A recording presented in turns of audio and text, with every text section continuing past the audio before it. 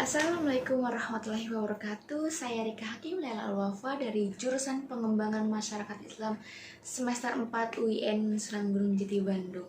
Nah, di sini saya akan mempresentasikan mata kuliah Komputer Multimedia dengan tema bully.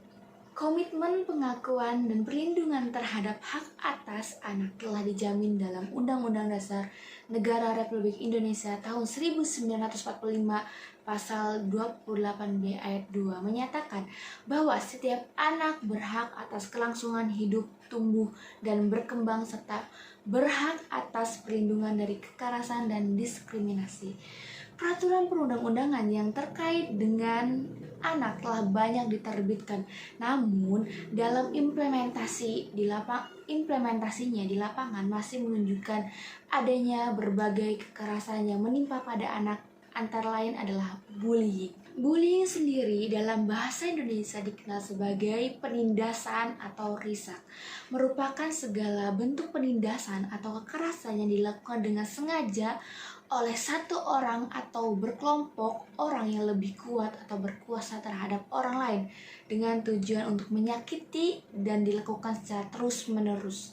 Terdapat banyak definisi mengenai bullying, terutama yang terjadi dalam konteks lain seperti di rumah, tempat kerja, masyarakat, komunitas virtual. Namun dalam hal ini dibatasi dalam konteks school bullying atau bullying di sekolah. Rioskina, Juwita, dan Setio 2005 mendefinisikan school bullying sebagai perilaku agresif yang dilakukan berulang-ulang oleh seorang atau sekelompok siswa yang memiliki kekuasaan terhadap siswa atau siswi lain yang lebih lemah dengan tujuan menyakiti orang tersebut. Kasus bullying yang kerap terjadi dalam dunia pendidikan di Indonesia kian memperhatikan hasil kajian Konsorsium Nasional Pengembangan Sekolah Karakter tahun 2014 menyebutkan hasil setiap sekolah di Indonesia ada kasus bullying. Meski hanya bullying verbal dan psikologis atau mental, kasus-kasus senior menggecet junior terus bermunculan. Statistik kasus pengaduan anak di sektor pendidikan atau sosial media dalam kurun waktu 9 tahun dari 2011 sampai dengan 2019 ada sekitaran 37.381 pengaduan kekerasan terhadap anak. Bullying dapat dikelompokkan ke dalam 6 kategori. Yang pertama, kontak fisik langsung. Tindakan memukul, mendorong, menggigit, menjambak, menendang, mengunci seorang dalam ruangan, mencubit, mencakar, juga termasuk memeras dan merusak barang yang dimiliki orang lain. Nah, yang kedua, kontak verbal langsung. 2 tindakan mengancam, mempermalukan, merendahkan, mengganggu, memberi panggilan nama atau yang disebut name calling, yang contohnya ini seperti memanggil temannya tapi dengan nama yang tidak enak didengar, sarkasme, merendahkan, mencela atau mengejek, mengintimidasi, memaki, menyebarkan gosip. Yang ketiga, perilaku nonverbal langsung. Contohnya, tindakan melihat dengan sinis, menjulurkan lidah, menampilkan ekspresi muka yang merendahkan, mengejek atau mengancam, biasanya disertai oleh bullying fisik atau verbal. Nah, yang keempat, perilaku nonverbal tidak langsung. Contohnya, tindakan mendiamkan seorang, memanipulasi persahabatan sehingga menjadi retak, sehingga sengaja mengucilkan atau mengabaikan, mengirim surat kaleng.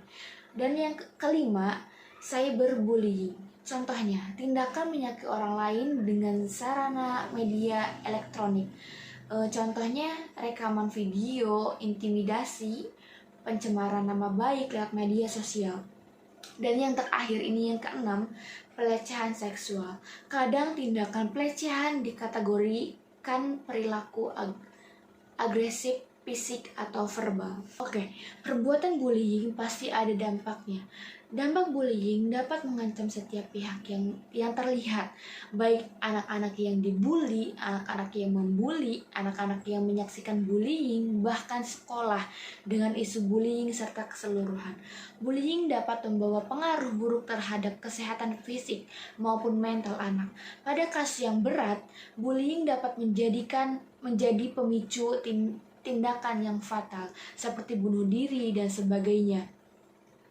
Ini adalah beberapa dampak dari bullying. Yang pertama, dampak bagi korban. Salah satunya depresi dan marah, rendahnya tingkat kehadiran dan rendahnya prestasi akademik siswa, dan menurunnya skor tes kecerdasan atau yang disebut EQ dan kemampuan analisis siswa. Yang kedua, dampak bagi pelaku bullying. Nah, yang membuli aja mempunyai dampak. Pelaku memiliki rasa percaya diri yang tinggi dan harga diri yang tinggi pula. Cenderung bersifat agresif dengan perilaku yang pro terhadap kekerasan. Tipikal orang yang berwatak keras, mudah marah, dan impulsif. Toleransi yang rendah terhadap frustasi. Memiliki kebutuhan kuat untuk mendominasi orang lain dan kurang berempati terhadap targetnya. Dengan melakukan bullying, pelaku akan beranggapan bahwa mereka memiliki kekuasaan terhadap keadaan. Jika dibiarkan terus-menerus tanpa intervensi, perilaku bullying ini dapat menyebabkan terbentuknya perilaku lain merupakan kekerasan terhadap anak dan perilaku kriminal lainnya. Yang terakhir, yang ketiga, dampak bagi siswa lain yang menyaksikan bullying atau yang disebut bystanders. Jika bullying dibiarkan tanpa adanya tindak lanjut, maka para siswa lain yang menjadi penonton dapat berasumsi bahwa bullying adalah perilaku yang diterima secara sosial. Dalam kondisi ini, beberapa siswa mungkin akan bergabung dengan penindasan karena takut menjadi sasaran berikutnya, dan beberapa lainnya mungkin hanya akan diam saja tanpa melakukan apapun, dan yang paling parahnya mereka merasa tidak perlu menghentikannya. Nah, di sini ada beberapa masalah yang menyebabkan anak ini menjadi membuli teman-temannya, bisa disebut begitu. Yang pertama, anak yang memiliki kontrol diri yang rendah berpotensi menjadi pembuli karena sebelumnya menjadi korban kekerasan dan menganggap dirinya selalu terancam dan biasanya bertindak menyerang sebelum diserang. Tidak memiliki perasaan bertanggung jawab terhadap tindakan yang telah dilakukan, serta selalu ingin mengontrol dan mendominasi dan tidak menghargai orang lain. Mereka melakukan bullying sebagai bentuk balas dendam. Korban bully berkaitan dengan ketidakmampuan atau kekurangan korban dari aspek fisik, psikologi sehingga mereka dikucilkan.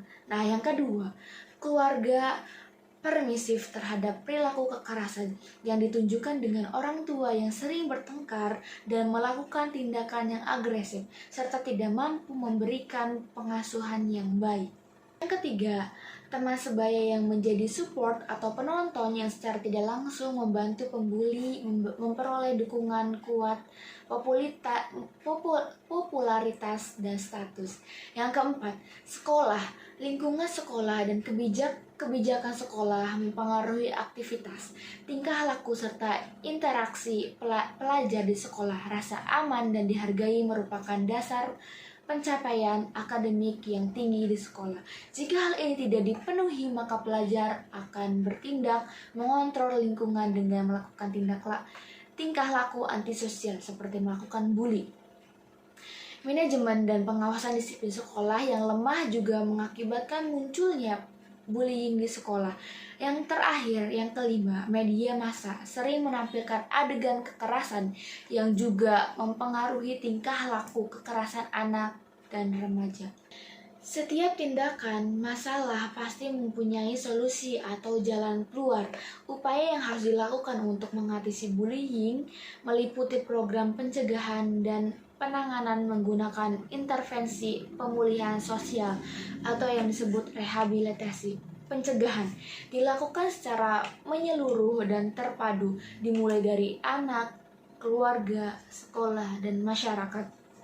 Nah, yang pertama, pencegahan melalui anak dengan melakukan pemberdayaan pada anak agar anak mampu mendeteksi secara dini kemungkinan terjadinya bullying dan anak mampu melawan ketika terjadi bullying pada dirinya. Yang terakhir, anak mampu memberikan bantuan ketika melihat bullying terjadi.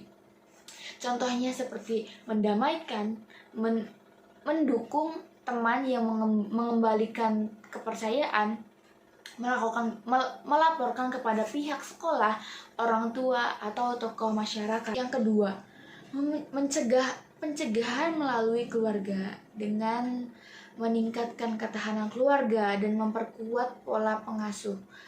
Antara lain, contohnya menanamkan nilai-nilai keagamaan dan pengajaran cinta kasih antar semua, memberikan lingkungan yang penuh kasih sayang sejak dini dengan memperlihatkan cara berinteraksi antar anggota keluarga, membangun rasa percaya diri anak, memupuk keberanian dan ketegasan anak, serta mengembangkan kemampuan anak untuk bersosialisasi, mengajarkan etika terhadap sesama, menumbuhkan kepedulian dan sikap menghargai, berikan teguran mendidik jika anak melakukan kesalahan. Yang terakhir, mendampingi anak dalam menyerap informasi utamanya dari media, televisi, internet, dan media elektronik lainnya. Yang ketiga, pencegahan melalui sekolah. Contohnya, merancang dan membuat desain program pencegahan yang berisikan pesan kepada murid bahwa perilaku bully tidak diterima di sekolah dan membuat kebijakan anti-bullying. Yang selanjutnya, membangun komunikasi efektif antara guru dan murid. Diskusi dan ceramah mengenai perilaku bully di sekolah, menciptakan suasana lingkungan sekolah yang aman, nyaman, dan kondusif, menyediakan bantuan kepada murid yang menjadi korban bully. Dan yang terakhir, melakukan pertemuan berkala dengan orang tua atau komite sekolah. Nah, yang keempat, yang terakhir, pencegahan melalui masyarakat dengan membangun kelompok masyarakat yang peduli terhadap perlindungan anak dimulai dari tingkat desa atau kampung. Penanganan menggunakan intervensi pemulihan sosial, bisa disebut rehabilitasi, merupakan proses intervensi yang memberikan gambaran yang jelas kepada pembuli bahwa tingkah laku bully adalah tingkah laku yang tidak bisa dibiarkan berlaku di sekolah.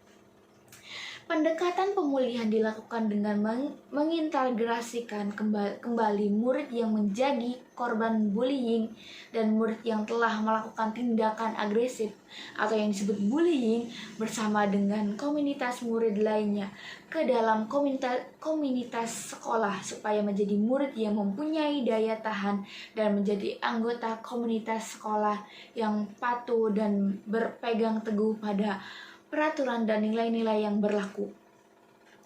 Program pendekatan pemulihan sosial ini mempunyai nilai utama yaitu penghormatan, pertimbangan, dan partisipasi.